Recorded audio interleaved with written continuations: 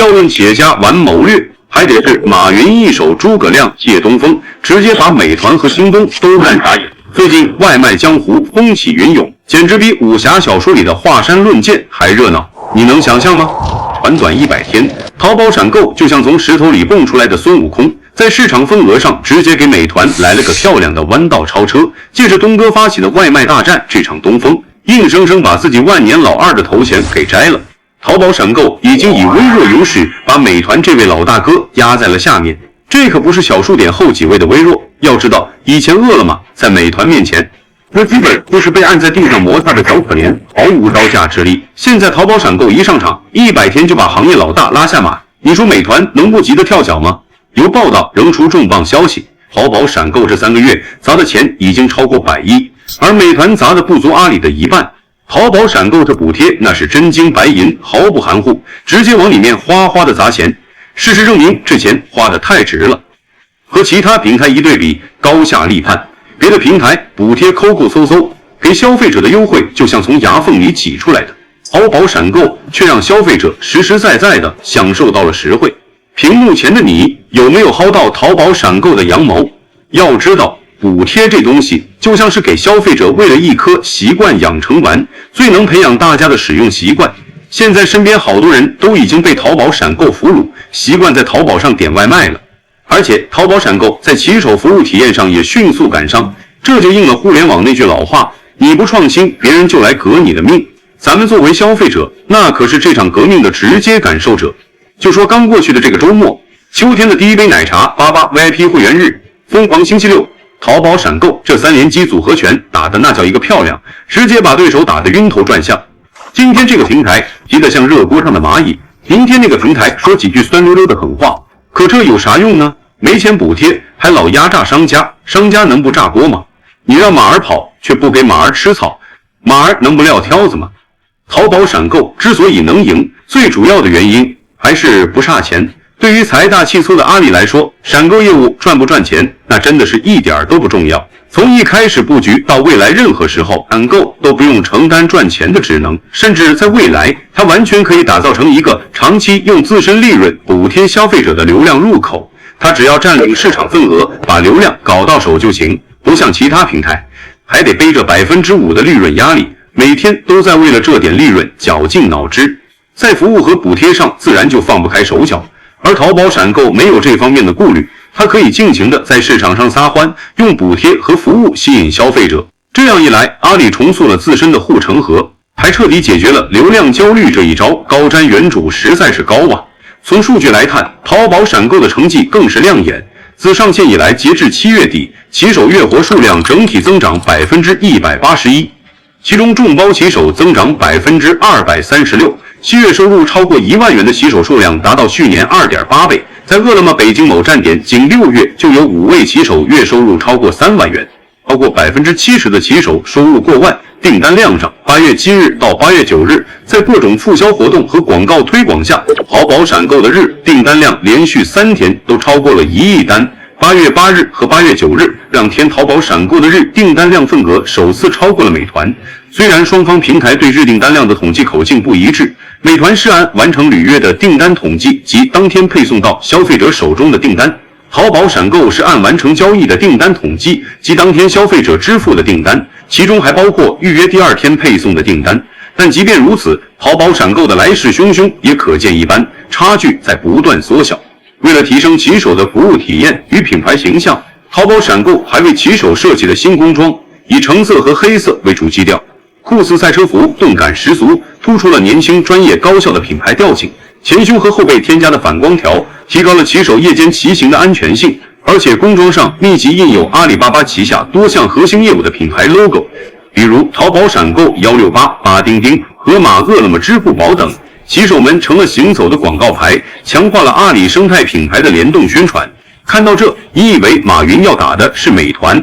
错，马云最高明的还得是声东击西。淘宝闪购为淘宝带来流量后，真正狙击的是低价拼团的拼多多。大家可以回忆一下，以前有没有在多多买菜买过生鲜？是不是觉得又便宜又能次日达，挺香？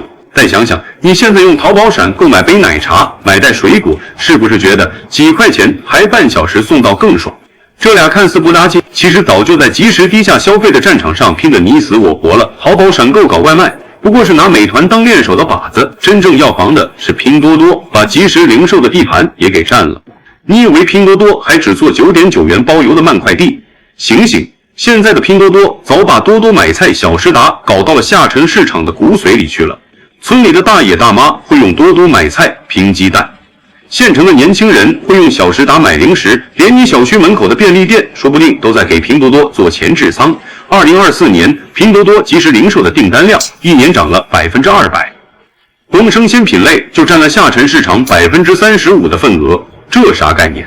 相当于每3个在下沉市场买即时生鲜的人，就有1个用的是拼多多。而淘宝呢，之前在即时零售这块只有盒马撑场面，但盒马的价格偏中高端下沉，市场根本打不进去，自家的后院被人撬了个缝，马云能不急吗？所以淘宝闪购一上来就搞低价外卖加即时零售，看似打美团，其实是赌拼多多的路。你拼多多不是靠低价抢下沉用户吗？我淘宝闪购就用3块钱的奶茶、5块钱的水果跟你拼。你拼多多不是搞小时达吗？我就搞半小时达，还能联动淘宝主站的商品，本质上是把拼多多的低价加即时优势用淘宝的生态再升级，让用户觉得拼多多有的淘宝闪购都有，拼多多没有的淘宝闪购还有。你想啊，一个县城用户之前在拼多多拼5块钱的苹果得等第2天，现在在淘宝闪购买5块钱的苹果半小时就到，还能攒淘金币换淘宝的衣服，他会选哪个？电商平台的命根子市场是流量，是用户每天打开 APP 的次数。拼多多为啥能火？因为它把拼盘做成了高频行为，用户每天都要打开拼水果、拼零食，打开次数多了，自然会顺便买其他东西。而淘宝主站呢，用户大多是有需求才打开，想买衣服、买家电才来，平时很少主动点开，这就是流量焦虑。美团的外卖是高频，一天3餐都有可能用，但淘宝闪购做外卖，并不是为了跟美团抢那点外卖佣金，而是为了把外卖这个高频场景变成淘宝的流量发动机。用户每天点外卖，打开淘宝闪购，点完外卖顺便逛淘宝主站，买件衣服、买双鞋，不就把拼多多的高频优势给抢回来了？拼多多的高频用户就这么被淘宝闪购拐走了。拼多多急不急？当然急。它的小时达虽然也高频，但只能买生鲜零食，没法像淘宝闪购这样把用户导到电商主站买更多东西。这就像2个人抢客源，拼多多只能拉人买水果，淘宝闪购却能拉人买水果、买衣服、买家电，格局根本不一样。大家都知道淘宝闪购砸了100亿补贴，可你知道这100亿砸在哪了吗？大多是下沉市场的低价商品，3块钱的蜜雪冰城，5块钱的葡萄，8块钱的炸鸡，这些正好是拼多多用户最爱的品类。为啥这么砸？因为拼多多的低价是靠拼团加厂家直供，利润本来就薄，根本扛不住长期大额补贴。比如拼多多的葡萄卖5块钱1斤，利润可能只有5毛钱。淘宝闪购也卖5块钱1斤，却能靠阿里的生态补贴这5毛钱，甚至还能再降1块钱，卖4块钱。拼多多敢跟吗？跟了就亏本，不跟用户就跑了。这就是淘宝闪购打拼多多的7岁，而且淘宝闪购的补贴还能联动88 VIP。88 VIP 用户点外卖能免运费，折上折，这是拼多多没有的。比如同样是买10块钱的水果，拼多多要10块，淘宝闪购88 VIP 只要7块，还免运费，用户自然会选淘宝。其次，拼多多的核心优势之一是农产品直供，直接跟农户合作，跳过中间商，所以能卖低价。淘宝闪购也学了这招，但做得更狠。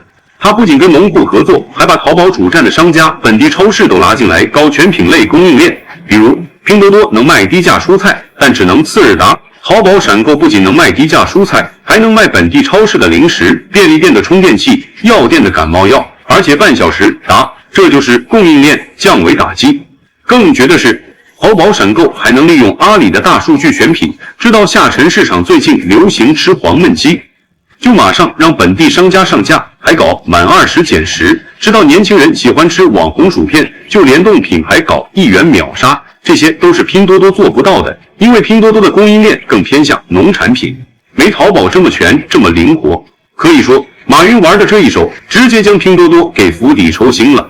不过淘宝闪购虽然100天就超了美团，但想把暂时领先变成长期垄断，还得再加点猛料，毕竟外卖江湖拼的是你快我更快，你好我更好。先问大家的问题，你现在用淘宝闪购最满意的是啥？是88 VIP 能折上折，还是买外卖能攒淘金币？但反过来想，有没有觉得偶尔缺了点专属感？这就是淘宝闪购能再发力的地方。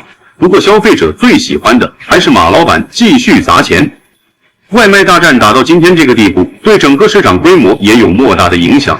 2024年，中国餐饮外卖规模已飙升至 1.5 万亿元。在补贴大战期间，平台的日订单量增长了好几倍，越来越多的人选择通过外卖解决吃饭问题，甚至连一些平时不太点外卖的人也被这诱人的价格吸引，加入了外卖消费大军。原本有些低迷的消费市场一下子就被激活了，变得热闹非凡。以前舍不得点的大餐，现在因为平台的各种补贴价格变得亲民多了。对于咱们消费者来说，简直就是天上掉馅饼啊！对于餐饮商家来说，外卖大战就像是一把双刃剑，但只要运用得当，就能成为他们发展的新机遇。一些大品牌、大连锁店凭借自身强大的品牌影响力和完善的供应链体系，在这场大战中如鱼得水。他们可以借助平台的流量优势，推出各种优惠套餐，吸引大量消费者下单。虽然每单的利润因为补贴可能会有所降低，但是订单量大幅增加，总体利润反而实现了增长。而对于中小商家来说，虽然面临着更大的挑战，但也并非没有机会。有些中小商家善于抓住机遇，通过调整菜品结构、优化包装设计等方式，在激烈的竞争中脱颖而出。外卖大战的火热也为就业市场带来了一场及时雨。随着订单量的暴增，外卖骑手的需求也随之大增，大街小巷上到处都是外卖骑手忙碌的身影。他们风驰电掣，只为了将美食尽快送到顾客手中。对于很多人来说，成为一名外卖骑手是一份相对灵活且收入可观的工作，尤其是在一些就业机会相对较少的地区，外卖骑手这份职业吸引了大量的人加入美团。在大战期间，以7月周末为例，骑手日收入增长 111%， 超过40万众，包骑手日收入超500元。这对于那些想要增加收入、改善生活的人来说，无疑是一个很好的机会。而且外卖行业的发展不仅仅创造了骑手这一个岗位，为了保证外卖业务的顺利进行，平台需要大量的运营人员、客服人员，商家们为了应对暴增的订单，也需要招聘更多的厨师、服务员，来保证菜品的制作和出餐速度。此外，外卖包装的生产、配送车辆的维护等相关行业，也因为外卖业务的发展而增加了就业岗位。可以说，外卖大战带动了整个产业链的就业，为缓解就业压力做出了不小的贡献。另一方面，外卖大战也推动了传统产业的数字化转型。许多传统餐饮企业通过与外卖平台合作，实现了线上线下的融合发展，拓展了销售渠道，提升了经营效率。同时，为了适应外卖业务的需求，企业在生产、管理、营销等方面也进行了数字化改造，提高了自身的竞争力。这种数字化转型不仅有利于传统产业的升级，也为经济结构的优化调整提供了有力支撑。当然，在这场大战中，也可能会出现一些问题，比如商家过度依赖补贴、骑手权益保障等，但相信随着市场的发展和监管的完善，这些问题都会得到妥善解决。在目前这个阶段，淘宝闪购在这场外卖大战中已经取得了阶段性的惊人成绩。我相信，咱们电商商家绝大多数都是支持淘宝闪购的。为啥呢？因为其他平台就算赢了，和咱们也没啥关系啊。就像我以前可是经常喷饿了么呢，现在都天天在淘宝闪购上买这买那。从淘宝改变剁手方式到闪购搅局外卖江湖，马云总像在玩一场商业闯关游戏，还总能玩出花来。你说他是大佬吧？有时候又特像楼下爱唠嗑的大叔。当年说，员工离职，要么钱没给够，要么心受委屈，这话糙理不糙？现在淘宝闪购给骑手涨工资，给商家让利润，不就是照着这话干的？你说他懂商业吧？